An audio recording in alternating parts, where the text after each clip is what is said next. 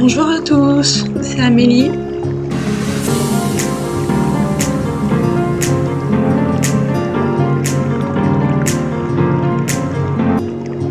Aujourd'hui on va faire une petite vidéo FAQ. J'ai des amis qui m'ont posé des questions, donc je vais tout simplement y répondre. Alors, qu'est-ce que le TDI? Je vais déjà mettre un rappel.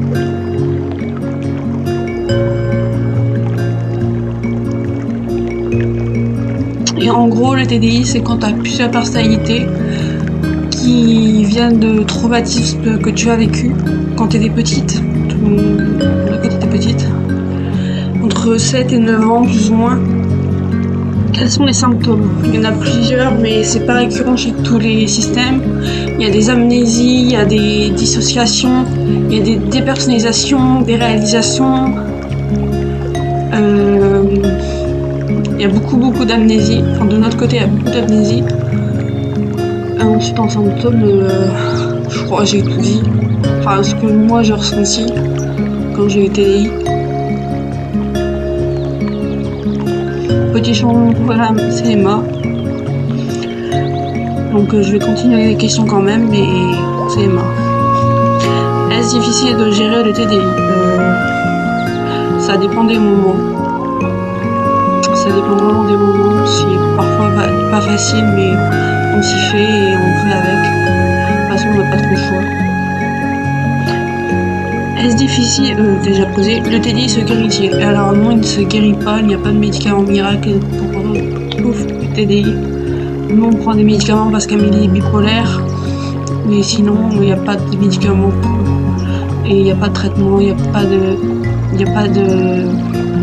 C'est pas guérissable, c'est un trouble qui n'est pas guérissable. Est-ce le fait d'être une personne ayant TDI fait de moi une personne anormale? Non, on se trouve normal. Certes, on a le TDI, mais c'est pas...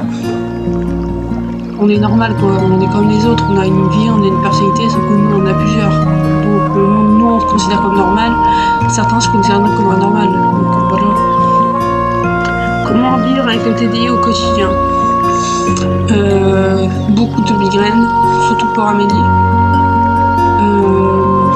Quand on switch, il y a beaucoup de bâillements, beaucoup de choses qui font que c'est difficile à vivre au quotidien.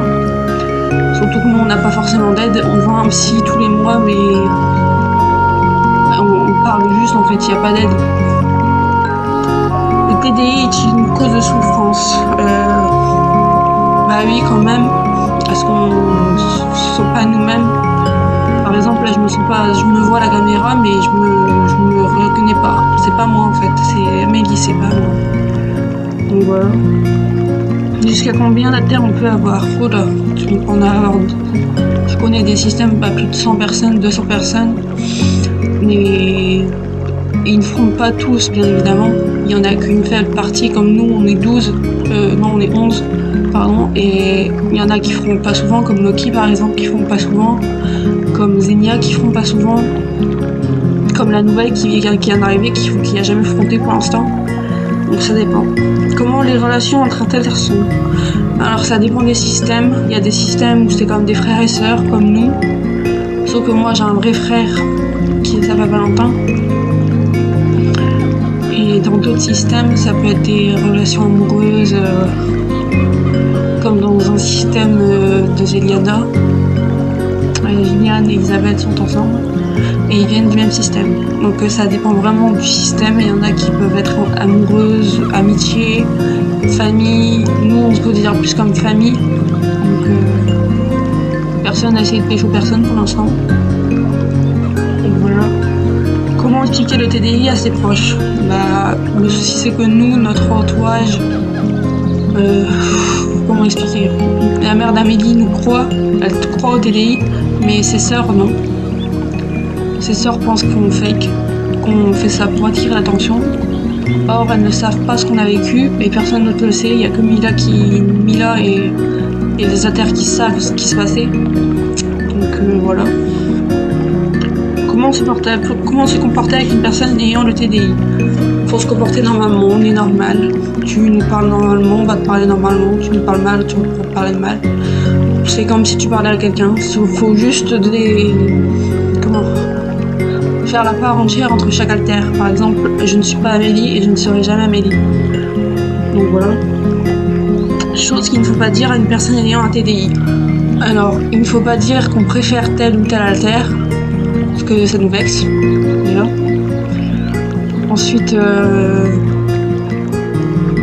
faut pas non plus nous demander quels sont nos traumas, parce que c'est quelque chose d'assez privé et qui peut être douloureux.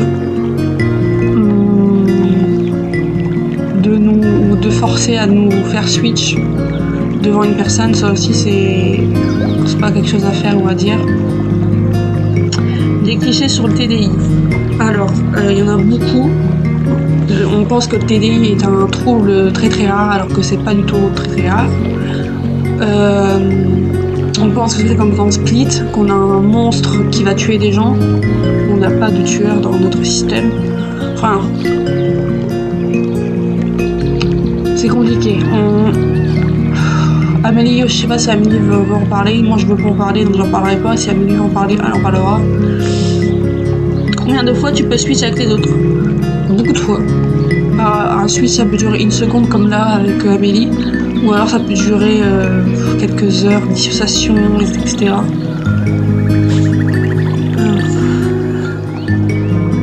Combien de rôles y a-t-il dans le TDI? Alors, il y a beaucoup de rôles, il y a beaucoup de types aussi d'alter.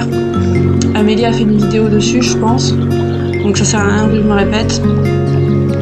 Comment se passe la dissociation? Nous, ça se passe qu'avec des migraines, la vue trouble, la sensation de ne pas être dans son corps, d'être vide, on va dire, comme une coquille. Et voilà. Qu'est-ce que le monde intérieur? Alors, c'est le Minor World, on appelle ça comme ça. Je crois Amélie a mis des photos sur Instagram. Et c'est là où on est quand on ne trompe pas. Par exemple, là-bas, il y a Théo, il y a Estelle, il y a tout le monde. Pour les garçons, comment se passe la dysphorie? Je sais que Peter a beaucoup de mal d'être dans le corps d'une fille. Aiden, je sais pas trop et je peux pas parler en son nom parce que je ne sais pas. Moi, je souffre pas de dysphorie parce que je suis une si un peu par rapport aux cheveux, par rapport au visage, mais sinon par rapport au corps, non. Un little peut-il grandir? Ça dépend des systèmes, je pense. Nous, Théo, il va pas grandir, il a entre 6 et 8 ans. Il va pas faire de vidéos parce qu'il est trop petit. Peut-être accompagné, je sais pas, on verra. Un alter persécuteur est-il forcément méchant? Je suis un alter persécutrice et c'est pas pour autant que je suis méchante. Je suis hautaine, ok, je suis tout ce que vous voulez, mais on n'est pas méchant. On peut faire du mal au corps et faire du mal aux personnes qui nous entourent, comme chaque être humain. Personnellement, j'ai jamais fait de mal au corps, mais j'ai déjà causé des problèmes à Amélie. Peux-tu avoir d'autres toux à part le TDI? Oui, on est TDAH et aussi bipolaire. Enfin, Amélie est bipolaire, Théo est hyperactif. Valentin et Estelle, ils ont des problèmes de vision. Moi, j'ai pas de problème particulier. Est-ce que le TDI se voit forcément? C'est un trouble invisible. Je crois, il y a 80% des gens qui ont TDI qui ne le savent pas ou qui le savent le cacher. Et les 20 autres %, ça se voit. Nous, on fait partie des 80%. On sait imiter Amélie. On sait comment on doit se comporter avec les autres de sa famille pour pas qu'ils sachent que c'est un autre alter, par exemple. Un alter peut se faire passer par un autre alter, c'est ce que je viens de dire. Oui, on peut très bien se faire passer pour un autre alter. Théo a beaucoup de mal avec ça, mais nous, on a plus l'habitude. Un alter peut-il changer de rôle? Bah oui. On peut devenir persécutrice. Non, un persécuteur peut devenir un protecteur. Un alter normal peut devenir un alter social. Donc ça dépend. Alors, maintenant c'est des questions personnelles auxquelles on va répondre. Et que c'est Amélie qui doit répondre, mais comme je suis là, je vais répondre aux questions. Si Amélie coupera au montage, elle coupera au montage, tant pis. Combien d'alters tu as? On est 11. 11 sûrs. et il y en a un qu'on entend, on sait qu'il est là, mais qui veut pas venir. Donc on le compte pas pour l'instant, tant qu'on ne sait pas si c'est vraiment un ater ou si c'est un fragment. Pour l'instant on dit rien, on est on. Comment as-tu pris conscience de ce trouble? Ça c'est Amélie qui va y répondre. Donc elle va faire une photo de montage, je sais pas quoi. Depuis quand on est diagnostiqué? Ça va faire 2 ans qu'on est diagnostiqué. Officiellement. Officieusement, ça c'est 3 ans. Comment tu as pris le diagnostic? Amélie va y répondre. Comment on voit notre avenir? Bonne question. Pour l'instant, on se focalise sur une année, on ne voit pas plus loin, parce que c'est assez compliqué pour nous. On ne voit pas plus loin que 1 an, donc on verra comment se finit cette année déjà. On verra. Comment ta famille voit ce trouble? Alors la famille d'Amélie ne le sait pas, enfin si, ils le savent, mais ils pensent qu'on fake. Il n'y a que la mère d'Amélie qui nous croit, et ses sœurs, non, pas vraiment.